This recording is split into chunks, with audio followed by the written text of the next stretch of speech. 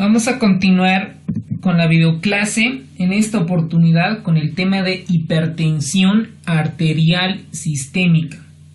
Un tema tan simple, a la vez tan compleja, porque lo podemos resumir en una elevación de la presión arterial, que tiene complicaciones macrovasculares, microvasculares, se diagnostica, tratamiento y listo, ahí termina. Pero a la vez es tan compleja porque esta enfermedad es silenciosa, no da síntomas ni signos a un inicio. Es un asesino maligno y pues que tiene y afecta a todas partes del cuerpo. Es una enfermedad sistémica. Ataca desde el cerebro, el corazón, los riñones, los vasos sanguíneos, toda la parte sistémica. Por lo tanto, está involucrado el neurólogo, el cardiólogo, el nefrólogo, el cirujano vascular, el cirujano torácico, el hemodinamista y todos, ¿no? ¿Y quién la trata la hipertensión arterial? Pues el médico que la diagnostica, porque es un problema, es una enfermedad de que le da problemas y se preocupa la OMS a nivel mundial. Entonces, este tema ha sido enfocado principalmente del libro de Harrison y sabemos que estos libros pues sacan de artículos, de guías para poner en su marco teórico. Por lo tanto, en hipertensión arterial sistémica pues está el séptimo consenso y ustedes que ven acá el octavo consenso que salió el 2014. Bueno, de ahí del Harrison está en el capítulo 247. ¿Y por qué es importante la hipertensión?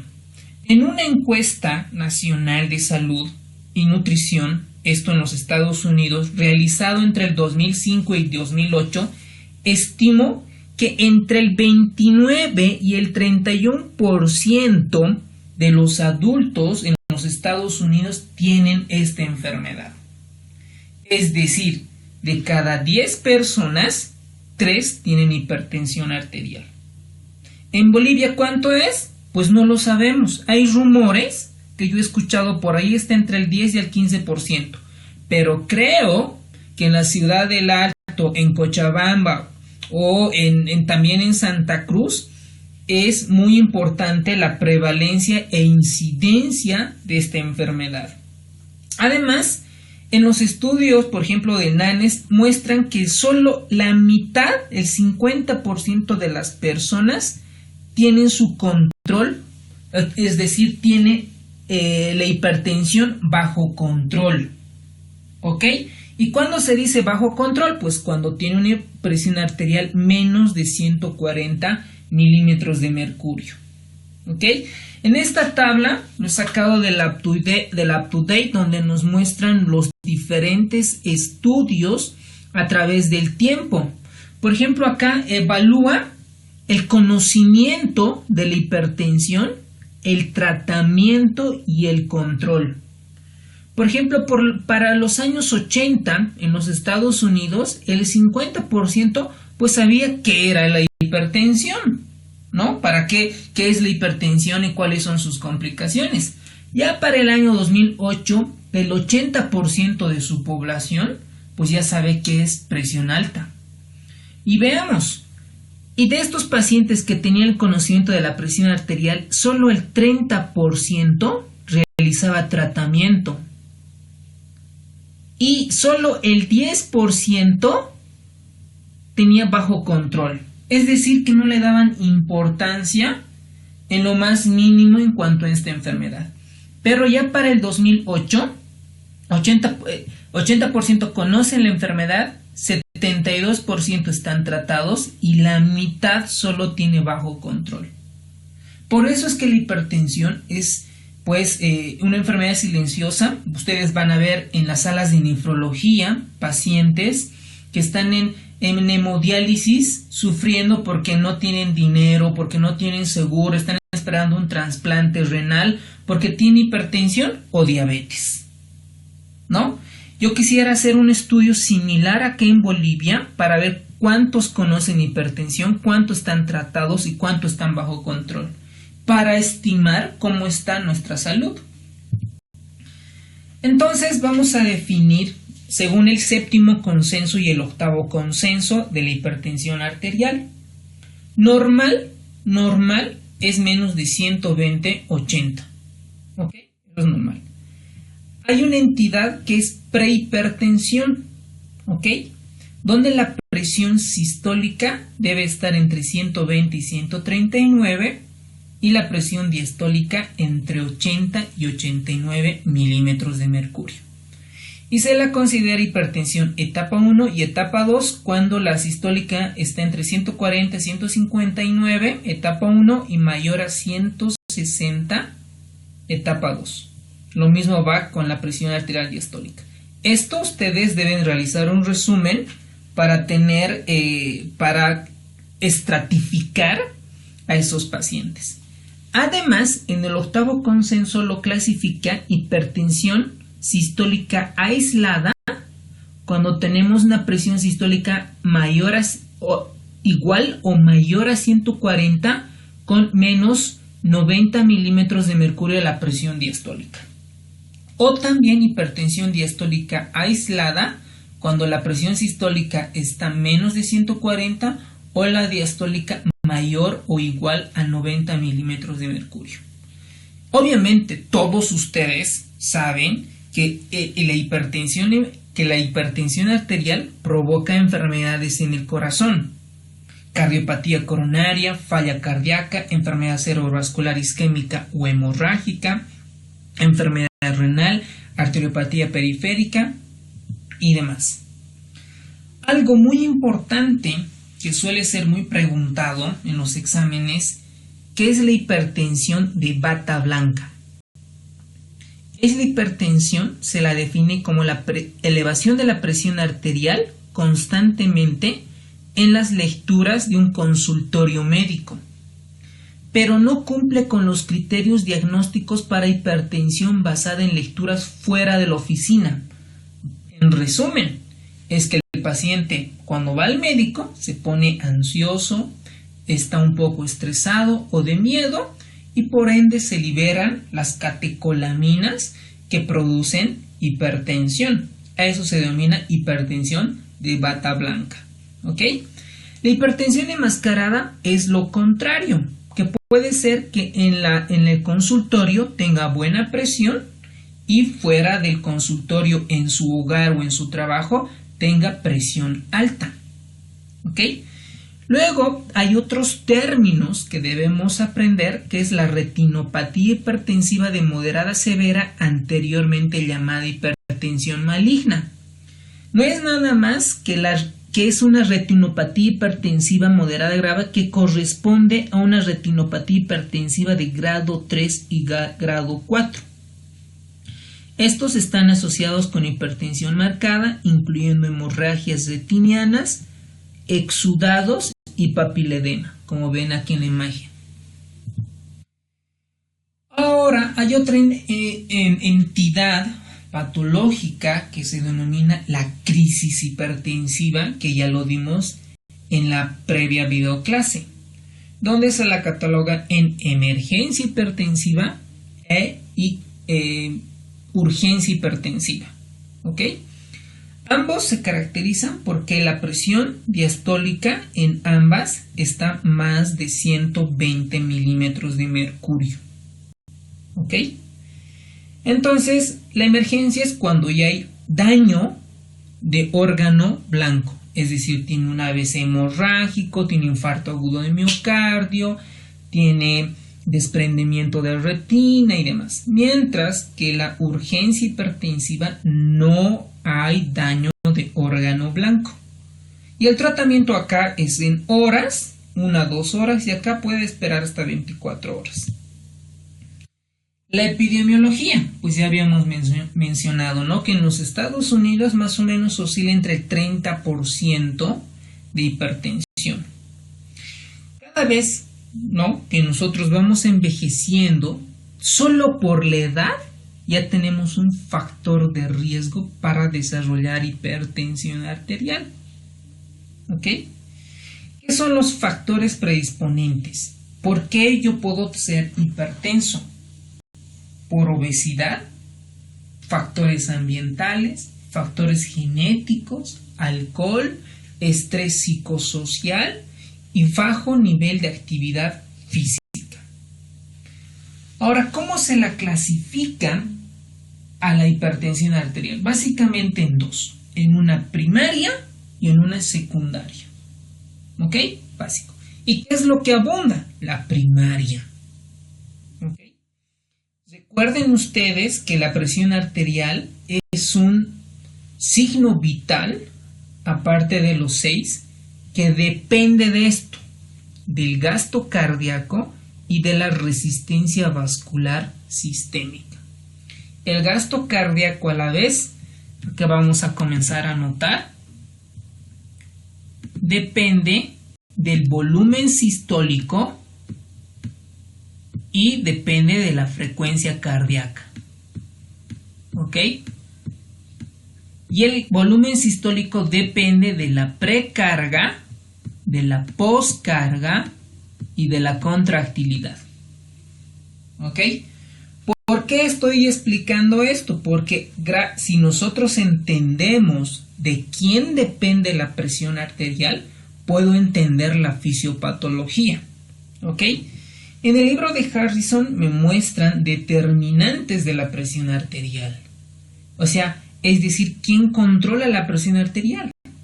El sistema nervioso simpático, el sistema renina-angiotensina-aldosterona y el volumen plasmático. ¿Ok? Y este volumen plasmático está mediado principalmente por los riñones, que vamos a ver posteriormente. Además, estos factores de riesgo que mencionamos, pues obviamente la obesidad, la edad, antecedentes familiares, el sedentarismo, etc., pues está predispuesto por todos nuestros platos exquisitos en toda Bolivia. Desde un majadito, un piquemacho, ¿no? Y otros platos deliciosos que se encuentran en nuestro país, pues obviamente, ¿quién va a negar estos platos? Pero esto, si se asocia más de 3 gramos de sal, es decir, yo le calculo más de 3 gramos, ya tengo un factor de riesgo para hipertensión arterial. Otro factor de riesgo muy importante es el consumo excesivo. Aquí voy a resaltar excesivo. ¿Por qué? Porque un consumo leve de vino tiene un factor protector. Ojo con eso. Acá el libro de Harrison me dice el consumo excesivo. Cuidado en el banco de preguntas. ¿Ok? La inactividad física, el sedentarismo, la diabetes, la dislipidemia, rasgos de personalidad y la depresión predisponen a que un paciente tenga presión alta. Vamos a comenzar con una variable que es el volumen intravascular. ¿Ok? Ustedes recuerden, miren, acá tenemos nuestro vaso sanguíneo, tenemos plasma nadando por acá y tenemos varios osmolitos. Uno de ellos pues es la glucosa y uno más importante pues es el sodio. Cuanto mayor cantidad de sodio hay acá, tiene mayor tendencia a jalar agua por un fenómeno de ósmosis. ¿Ok? Entonces, por eso se explica que un paciente que consume más de 3 gramos de sal tiene predisposición a tener presión alta. ¿Por qué? Porque aumenta el volumen intravascular, aumenta el gasto cardíaco y aumenta la presión arterial. Se incrementa la excreción de sodio por orina y se conserva el equilibrio de sodio a expensas de un incremento de la presión arterial. A esto se denomina presión arterial por natriuresis, donde incrementa la filtración glomerular, disminuye la capacidad de absorción en los túbulos renales y elementos hormonales como factor natriurétrico auricular. En resumen, el sodio jala agua. El sistema nervioso autónomo es el que controla la presión a corto plazo. Ojo con eso. mientras que los factores hormonales y volumétricos regulan la presión a largo plazo. Y de esto a corto plazo están involucradas las catecolaminas. Y estas catecolaminas pues parten de un aminoácido que es el triptófano, la tirosina, toda la cadena, hasta llegar a estas catecolaminas donde van a actuar en los receptores alfa 1. Los receptores alfa 1 tienen la función de vasoconstricción. ¿Ok? Y los receptores alfa 2 también existen, tienen una función antagonista o lo contrario al alfa 1 porque inhibe la liberación de la noradrenalina. Ahora, en el sistema nervioso, cuando en el cuerpecito está circulando la adrenalina, la noradrenalina y demás, tienen receptores, es decir, tienen una puerta donde tocar para realizar una función. Por ejemplo, los receptores beta 1 se encuentran en el corazón. ¿Okay? Lo que estos van a provocar es un aumento del gasto cardíaco. ¿Ok? Comienza a aumentar el gasto cardíaco. Y ustedes recuerden que la presión arterial depende del gasto cardíaco y depende de la resistencia vascular sistémica. Y si yo aumento el gasto cardíaco, por ende voy a aumentar mi presión arterial. Y los receptores beta 2 son broncodilatadores. Estos se encuentran principalmente en los pulmones. Cuando tenemos un EPOC, una crisis asmática, usamos agonistas beta 2. Posteriormente, tenemos receptores, paroreceptores, que controlan o que detectan la presión arterial. Estos están ubicados en el seno carotidio y en el callado aórtico, cuya función es disminuir la estimulación simpática, la presión arterial y la frecuencia cardíaca. Y estos barorreceptores se adaptan a aumentos sostenidos de la presión arterial. Es decir, si un paciente tiene hipertensión arterial crónica, los barorreceptores ya no tienen esa función o esa capacidad de poder disminuir la presión arterial. Otro determinante, habíamos mencionado el volumen sistólico, el sistema nervioso autónomo, y esto está, ahora viene los que controlan a largo plazo. Tenemos el sistema de renina, angiotensina, aldosterona. Pues esto, pues todo el mundo sabe, ¿no? Que el angiotensinógeno está circulando por el plasma y viene la renina, le parte al angiotensinógeno convirtiéndole en angiotensina 1, que es un vasoconstrictor no tan potente. Viene unas enzimas convertidoras de angiotensina, que son una cininasa tipo 2, que proviene de las bradicininas y pues de péptidos inactivos y la convierte en angiotensina 2. Este es uno de los más potentes vasoconstrictores. Es más, ahora salió recién un artículo científico donde usaron moléculas recombinantes similar a la insulina, como se crearon angiotensinas 2 agonistas en pacientes con choque séptico. ¿Ok? ¿Por qué? Porque la angiotensina 2 es un vasoconstrictor muy potente. Entonces, cuando la angiotensina 2 va circulando por el plasma, ¿no? Tiene receptores donde unirse. Y si se comienza a unir en receptores AT1, comienza a activar la aldosterona. ¿Y qué hace la aldosterona? Efecto círculo vicioso.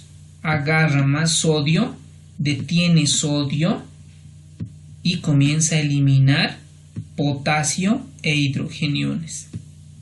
¿Ok? Es la función de la aldosterona. ¿En dónde? En el riñón.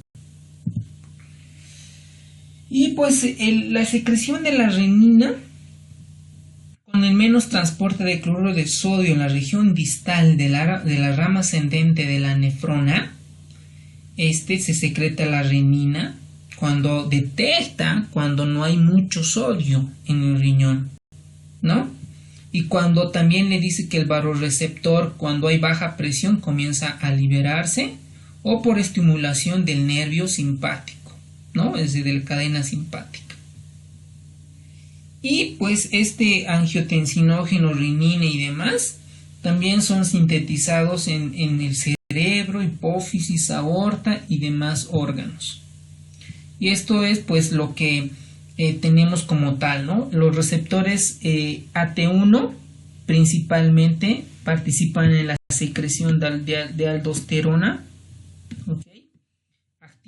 Activa una acción celular directa, está en la pared de los vasos, estimula la proliferación de células de músculo liso, miocitos y vasos y predispone a la aterosclerosis.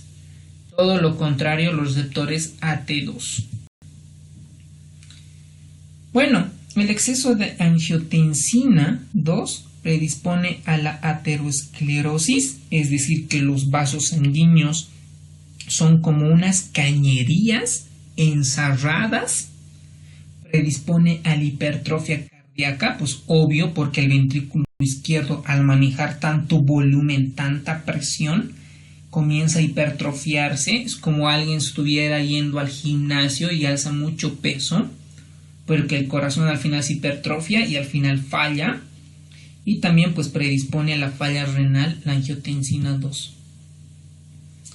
Este esquema pues se le ha puesto porque la aldosterona es estimulada por la angiotensina 2 y es secretada por la zona glomerular de la corteza suprarrenal. Ustedes recuerden que la corteza suprarrenal tiene una zona glomerular, fascicular y una reticular. Y de esta zona glomerular pues sintetiza la aldosterona, que nuevamente repito, predispone, sujeta, agarra, absorbe sodio y secreta potasio e hidrogeniones. ¿Ok? Esto es importante para entender qué es un hiperaldosteronismo o un hipoaldosteronismo. Y obviamente cuando la aldosterona comienza a liberarse mucho, produce hipopotasemia y alcalosis. Obviamente hipopotasemia, ¿por qué? Porque estoy perdiendo potasio, ¿no? Es un efecto colateral. ¿Por qué alcalosis? Pues porque también estoy eliminando muchos hidrogeniones, muchos ácidos. Las concentraciones elevadas de aldosterona también estimulan a la fibrosis cardíaca e hipertrofia del ventrículo izquierdo. ¿Y cómo puedo antagonizar o evitar esa función de la aldosterona? Es con la espironolactona, que son antagonistas de la aldosterona.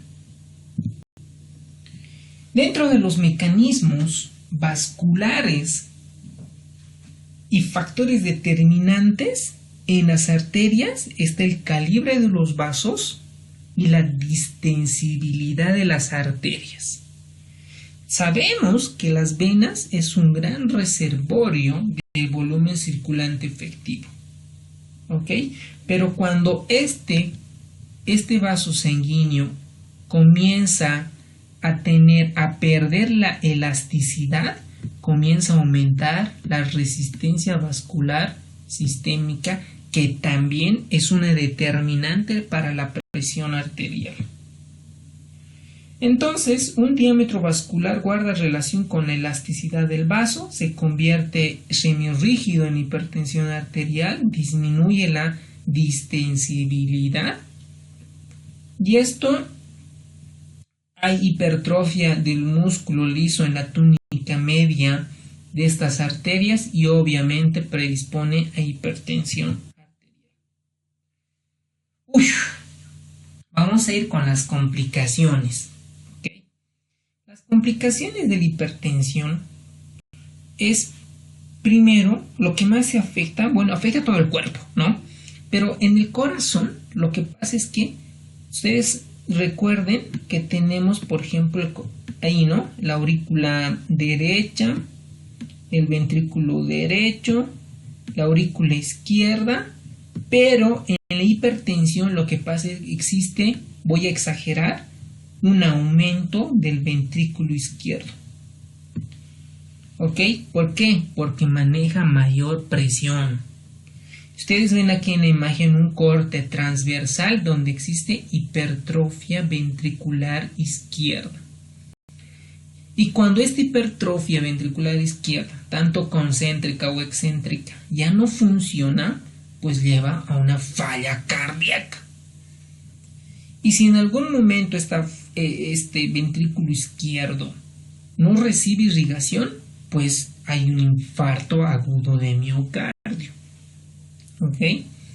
Y dentro de los otros tenemos otra complicación también donde afecta, es un evento vasculocerebral, tanto isquémico como hemorrágico, y enfermedad renal crónica. Bueno, en el corazón pues es lo que más se afecta, ¿no? Por eso también los cardiólogos tratan hipertensión arterial, para que no llegue a una falla cardíaca. ¿Ok? Entonces lo que pasa es que, como les había mencionado, existe una hipertrofia marcada del ventrículo izquierdo, y a un principio, como esta hipertrofia ya no puede relajarse, ¿ok? No se relaja bien, porque recuerden que ustedes hay una sístole, contracción, y hay una diástole, que es relajación. Entonces, cuando se afecta la relajación, la diástole, y es la primera manifestación, lo primero que se afecta, la relajación del ventrículo izquierdo. Y a eso que se denomina disfunción diastólica. Ya vamos a ver en los posteriores videos que la falla cardíaca puede ser con fracción de eyección conservada o con fracción de eyección disminuida. ¿Ok? Y en el cerebro, pues como esta presión es tan alta, lo que pasa es que acá puede romperse un vaso sanguíneo. Si se rompe, hemorragia, ¿no? Listo, chao paciente, ¿no? O pasa a los cuidados de neurocríticos y pues ahí se lo monitoriza y a ver en algún momento se reabsorbe esta hemorragia o pues el paciente ya queda mal del coco. ¿Ok? O también es que puede pasar un evento isquémico, es decir, al aumentar tanta la presión arterial, lo que hace el cerebro por un fenómeno de autorregulación cerebral, hace vasoconstricción severa, es decir, se aprietan tanto los vasos que dejan zonas isquémicas en el cerebro. A esto que se denomina evento vasculocerebral de tipo isquémico. ¿Ok? Que es una entidad pues igual, ¿no? Es otro tema, es otra videoclase. Y la hipertensión maligna pues es una encefalopatía que depende de la falla de autorregulación de la corriente cerebral. Otro, ¿no? Aquí ya la hipertensión ve al cardiólogo, va al neurólogo y ahora le toca al nefrólogo, ¿no? Al nefrólogo. Pues primero debemos de saber que a un principio de la nefropatía hipertensiva hay una hiperfiltración, ¿no? Y cuando se va dañando cada vez más el riñón, tiene la capacidad disminuye la capacidad de poder eliminar el sodio, ¿ok? Disminuye esta capacidad. Hay aumento de secreción excesiva de renina porque piensa que al riñón le falta volumen. Existe una hiperreactividad del sistema nervioso simpático. Y cuando el riñón comienza a dañarse el endotelio, esta se va a manifestar como una proteinuria, que es un marcador fiable de nefropatía crónica. ¿Ok? En el texto me menciona 3 gramos de proteína en una orina de 24 horas. ¿Ok? Ya tenemos una videoclase solo hablar de nefropatía hipertensiva. ¿Ok? Y cuando ¿Y cómo puedo ver si el riñón está yendo mal? Es decir, si está afectando mal. ¿Cómo voy a evaluar en el cerebro? ¿No? En el cerebro es muy difícil, ¿no? Solo con resonancia, con unos estudios sofisticados, ¿no? A no ser que suceda un evento isquémico o hemorrágico. En el corazón, pues se lo lleva al cardiólogo, el cardiólogo le hace un electrocardiograma, una ecocardiografía y le encuentra que el ventrículo izquierdo está muy hipertrófico. ¿Y el riñón cómo lo evaluamos? Pedimos laboratorios, creatinina, los electrolitos, que pueden estar normales, pero a mí lo que me interesa es detectar cuando el riñón está dañado tempranamente. ¿Y cómo lo voy a hacer? Con esto. Lo voy a pedir proteinuria, albuminuria en realidad, en orina de 24 horas.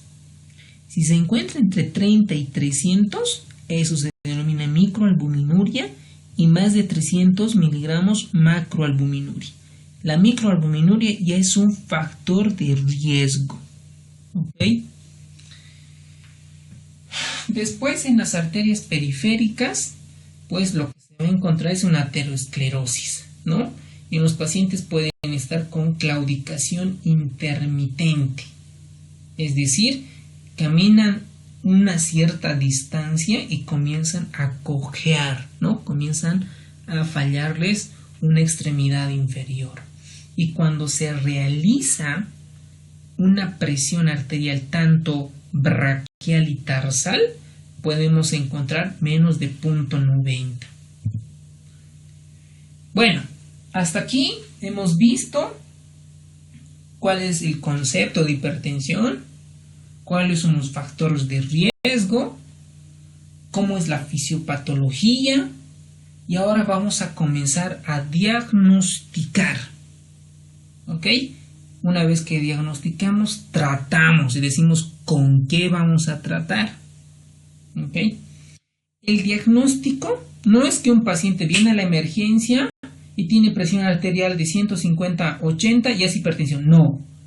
El diagnóstico se lo hace bien. ¿Y cómo se lo hace bien? Con 2 o más tomas de presión arterial durante 2 o más visitas extrahospitalarias. ¿Ok? Voy a comenzar a explicar mejor esto. Vamos a ver en los posteriores. Entonces, esto es un poco de teoría donde nos dice que la hipertensión arterial duplica por cada aumento de 20 milímetros de mercurio de la sistólica y de la diastólica 10, riesgo de enfermedad cardiovascular. En ancianos, elementos de predicción cardiovascular son la presión sistólica y la diferencial. En las primeras horas del día es más común el infarto agudo de miocardio y el accidente vasculocerebral. ¿Ok? Y la hipertensión de bata blanca que ya la mencionamos. De todos estos, tanto de la clasificación de hipertensión primaria y secundaria, lo que más frecuente existe es entre un 80 y 95% la primaria, ¿ok? Y la secundaria entre un 5 al 20%. Es decir, pues en estos pacientes hay algo que les predispone a esa hipertensión. Hay una causa identificable. La esencial, pues, no se ha encontrado una causa directa, pero sí muchos factores, ¿no? Los antecedentes ambientales, genéticos, el envejecimiento, ¿no? Y las causas de hipertensión secundaria, pues hay muchas, ¿ok?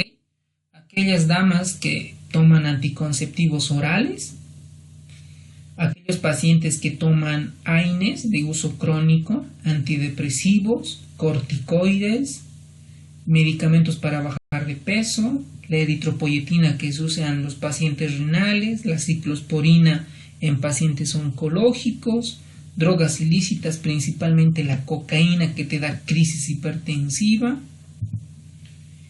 Luego otras tenemos el hiperaldosteronismo primario, la hipertensión renovascular, apnea obstructiva del sueño, feocromocitoma, Cushing hipo e hipertiroidismo, hiperparatiroidismo, coartación de aorta. Entonces, ustedes me dirán, a un paciente que llega con hipertensión, ¿debo buscar alguna de estas enfermedades? Obvio que sí, siempre y cuando tengan alguna sospecha de esta enfermedad. Por ejemplo, ¿qué pasa si un paciente llega en la emergencia o a la consulta con una presión arterial de 150/80?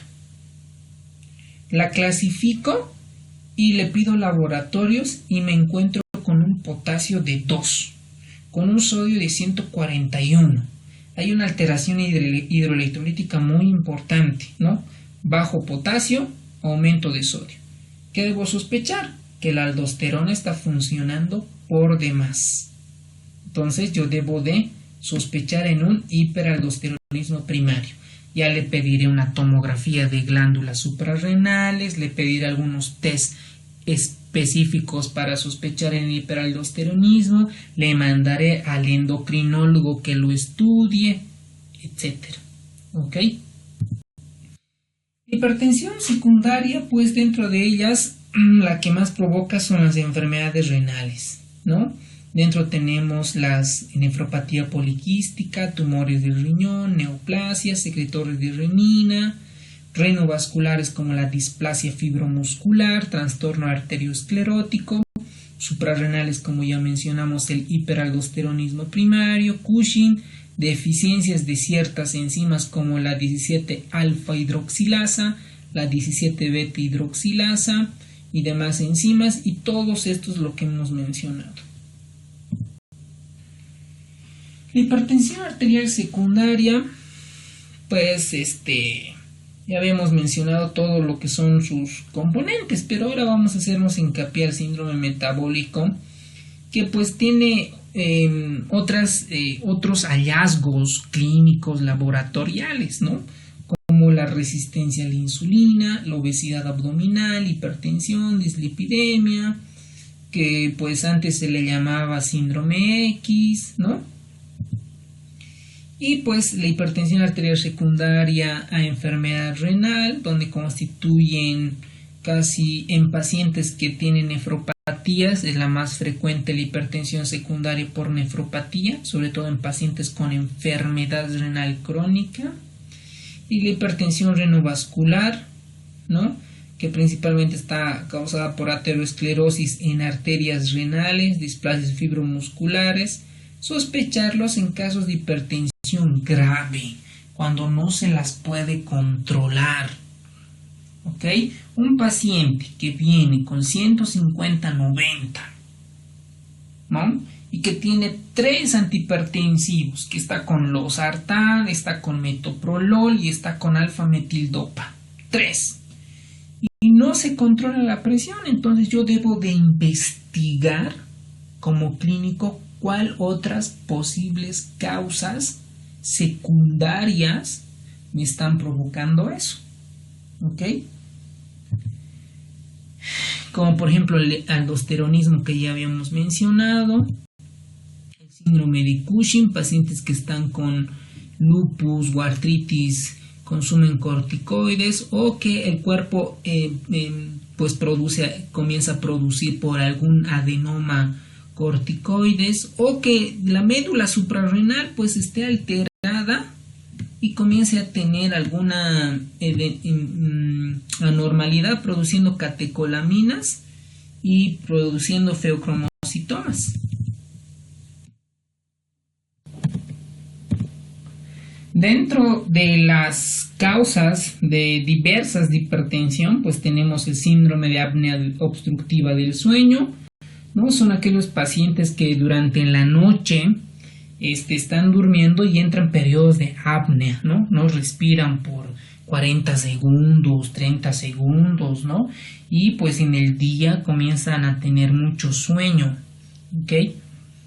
O aquellos pacientes con coartación de aorta o algún tipo de endocrinopatías que produzcan hipertensión arterial secundaria, o cuando exista algún déficit de estas enzimas, ¿no? Como la 21-alfa hidroxilasa, la 11-beta hidroxilasa, pues que predispone a trastornos en la síntesis de corticosterona, aldosterona y demás. ¿Y cómo voy a hacer el diagnóstico de hipertensión arterial sistémica? Primero, tenemos que mencionar que el paciente que viene a emergencias con 120, con una presión arterial sistólica mayor o igual a 180 y la diastólica 110 milímetros de mercurio, ya se realiza el diagnóstico de hipertensión sin confirmación adicional. Ojo con eso. El monitoreo de la presión arterial continua es el método preferido para confirmar el diagnóstico de hipertensión. Y ustedes dirán, doctor, ¿ya no al paciente hay que traerlo a la consulta, luego la consulta? Sí lo puedes hacer, pero lo que la guía, el octavo consenso, lo que recomienda es el monitoreo de la presión arterial continua. Ahorita vamos a ver cómo se hace esto. En todos los demás pacientes, cuando tenemos una presión arterial elevada, debe confirmarse mediante la medición de la presión arterial fuera del consultorio. Por eso se da preferiblemente con monitorización ambulatoria de la presión arterial o MAPA. ¿Ok? ¿Por qué es importante esto? Porque los datos, los estudios de alta calidad han demostrado que este monitoreo de la presión arterial predice daño a órganos diana, eventos cardiovasculares, mejor que la toma de presión arterial en el consultorio. Eso ya está demostrado. ¿Ok? Entonces acá nosotros vamos a ver cómo se mide una device for 24-hour ambulatory blood pressure measurement is called blood pressure Holter. In fact, the device doesn't measure for 24 hours continuously, but periodically, usually in 20 minutes intervals during the day and longer intervals during the night, during sleep. Thus, around 60 till 72 measurements can be obtained during the 24 hours. First, we set the patient data on the computer and time when the unit will measure in day and night mode as the patient is asleep.